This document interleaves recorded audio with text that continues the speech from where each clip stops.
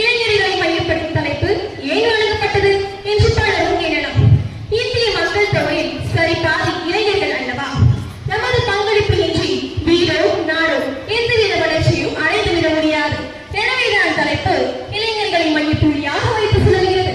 வீட்டுக்கு உயிர்வேலி, வீட்டுக்கு விளக்கு போல் நாட்டுக்கு கோட்டை மதி, நடமாடும் கொடிமரமி என்று இளைஞர்களை பார்த்து பாடினார் கவிஞர் தாராபாரதி. அறிவியல் யுகத்தை தாங்கும் தூங்கலாக திகழும் இளைய சமுதாயத்திற்கு வீடும் நாடும் துணை கொடுக்கிறதா? இந்த கேள்விக்கு விடை தேட முனைகிறது இந்த சிந்தனை பட்டிமன்றம். இளைஞர்களின் முன்னேற்றத்திற்கு பெரிதும் உதவுவது வீடே என்ற தலைப்பில் சாராவை பேச வைத்து என் தொடக்க உரையை நிறைவு செய்கிறேன். நன்றி.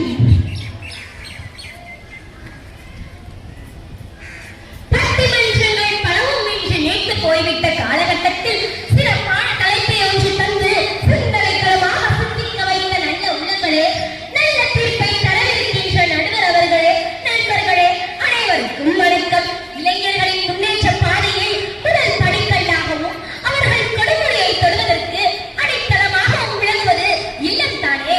அன்பையும் மரியாதையும் உணர்த்தும் முறைக்கண்ணாக வீடல்லவா விளங்குகிறது. பிறக்கின்ற ஒவ்வொரு குழந்தைக்கும் தாயின் முகம் நானே முதல் பாட புத்தகம். குழந்தைகளுக்கு உலகத்தை தாய் நானே முதலில் அறிமுகப்படுத்துகிறாள். தங்கமக பூமாதம் தன்னிப்பட்டால் கொப்பளிக்கும் என்ற அன்பை காட்டி பிள்ளைகளை வளர்த்து வாழ்வின் ஒவ்வொரு நிலையையும் உணர வைக்கின்றனர். சொல்ல போனால் கற்றல் என்பது வீட்டிலிருந்துதான் தொடங்குகிறது. தந்தையோ அதை தொடங்குகிறார். அடித்தளம் பலமாக இருந்தால் தானே கட்டிடம் வலிமையாக அமையும். எனவே அடித்தளம் வீட்டு சூழல், அதன் மீது நமது வெற்றி கட்டி எழுப்பப்படுகிறது. நடுவர் எடுத்தாண்ட கவிஞர் தாராபாரதியின் கவிதையை நானும் துணை கலைக்கிறேன். எத்தனை உயரம் இமயமலை, அதில் இன்னொரு சிகரம் உனது தலை. எத்தனை ஞானியர் பிறந்த தலை, நீ இவர்களை வென்றிட என்ன தலை என்று முழங்கிய கவிஞரின் வரிகளில் நான் முன்னேற வீடுதான் என்னை தாங்குகிறது என்கிறார். எனவே நடுவர் அவர்களே, இளைஞர்களின் முன்னேற்றத்திற்கு அகமும் முகமுமாக அமைவது வீடே வீடே என்ற தீர்ப்பை வழங்க வேண்டி என் உரையை நிறைவு செய்கிறேன். நன்றி, வணக்கம். இதை பார்க்கவே இல்லை. நல்ல ஒரு தொடக்கத்தை நிகழ்த்திவிட்டார் சாரா. மிக சிறப்பாக பேசி அமர்ந்திருக்கும் சாராவின் கருத்தை மறுத்து பேச வருகிறார் சவிகா. வாருங்கள் சவிகா, உங்களுக்கான கரவொலி காத்திருக்கின்றது. மழை பெய்யும் போது எல்லோரும் வெளியில் இருந்து வீட்டுக்குள் ஓடுவோம். ஆனால் எட்டயபுரத்து இளம் புயல் மகாகவி பாரதி வீட்டுக்குள் இருந்து வெளியில் ஓடி வருவார். மழையில் நனைந்து கொண்டே எத்தனை கோடி இன்பம் வைத்தாய் எங்கள் இறைவா என்று பாடுவார். பாட்டுக்குள் புயல் வைத்த பாரதிக்கும் இந்த அவைக்கும் என் பணிவான வணக்கம். வீடு என்பது அத்தொரு சிறிய கூடு, அதற்குள் தான் எத்தனை முரண்பாடு. குடும்பத்திற்குள் இருந்த குதூகலமான உரையாடல் தற்போது தொலைந்து போய்விட்டது. ஆனால் கல்வி என்பதே வீட்டிலிருந்து தான் தொடங்குகிறது என்று எதிரணி சொல்கிறது. நடுவர் அவர்களே, வீடு என்னும் சிறிய கூட்டை தாண்டி நாட்டை நாடிய பின்புதான் நல்வாழ்வு துடிக்க தொடங்குகிறது. பாரதியையே எடுத்துக்கொள்வோம். பாரதி வீடுக்கு வந்தார், உலகத்தை படிக்க தொடங்கினார். அதுவே அவருக்கு புதிய திசைகளை அறிமுகப்படுத்தியது. தமிழா பயப்படாதே, வீடுகள் தோறும் தமிழ் பள்ளிக்கூடங்கள் போட்டு ஐரோப்பிய சாஸ்திரங்களை எல்லாம் தமிழில் கற்றுக் கொடுக்க ஏற்பாடு செய் என்று நமக்கு கட்டளையிட்டார். தேன கல்வி இல்லாததொரு முறை தீயணைக்கு இணையாக மடுத்தல் என்று கல்வி கூடங்களின் இன்றியமையாமையை சினத்துடன் எடுத்து காட்டினார். வீடு என்பது உறவுகளுக்குள்ளேயே நம்மை சுற்ற வைக்கிறது. ஆனால் நாட்டின் கல்வி சாலையும் புத்தகங்களின் மூடே உலகத்தை திறந்து காட்டுகிறது. வேறுபாடுகளை கடந்து புதிய நண்பர்களையும் உறவினர்களையும் அறிமுகப்படுத்துகிறது. இந்த யுகம் அறிவியல் தொழில்நுட்ப யுகம் என்பதை நாடுதான் நமக்கு அடையாளப்படுத்துகிறது. எனவே எல்லோரையும் இணைக்கின்ற பொதுவழி நாடுதான் என்பதை எதிரணி உணர வேண்டும். நடுவர் அவர்களே, நல்ல தீர்ப்பை தருமாறு வேண்டி விடைபெறுகின்றேன். நன்றி, வணக்கம். அன்பு தலைவி சபிகாவின் உரையிற்று நம் எல்லோரின் மனங்களையும் கொள்ளை கொண்டது. எரிமலையாய் கொதித்து விட்டார். சரி, தோழின் ஆன்சி நிலையை பார்த்தால் கொஞ்சம் இறக்கமாக உள்ளது. வாருங்கள், உங்கள் கருத்தோட்டங்களை அள்ளி தாருங்கள். வீட்டினுள் உலகத்தை எனக்கு அறிமுகப்படுத்திய என் பெற்றோரை போற்றுகின்றேன். கற்றோர் நிறைந்த அவையை வணங்குகின்றேன். வீடு என்றாலே எடுத்தெறிந்து பேசுகின்ற அளவிற்கு எதிரனுக்கு எளிதாக போய்விட்டதோ? வீடு என்பது நீங்கள் நினைப்பது அது நமது பண்பாட்டையும் மரபையும் காத்து நிற்கும் கருவூலம். எந்த ஒரு தேடலும் இல்லத்திலிருந்து தான் தொடங்குகிறது.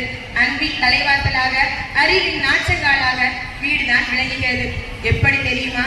பெற்றோர் பாடிய தாளாட்டும் தாத்தா பாட்டி சொன்ன கதைகளும் நமக்கான கைவிளக்குகள் அல்லவா? என்னை 3 மூட்டை தூக்கி சுமந்த என் உடன் பிறந்தவர்களின் உறுதியிலிருந்துதான் நேசத்திற்கான உள்ளுணர்வு பிறந்து வளர்ந்தது.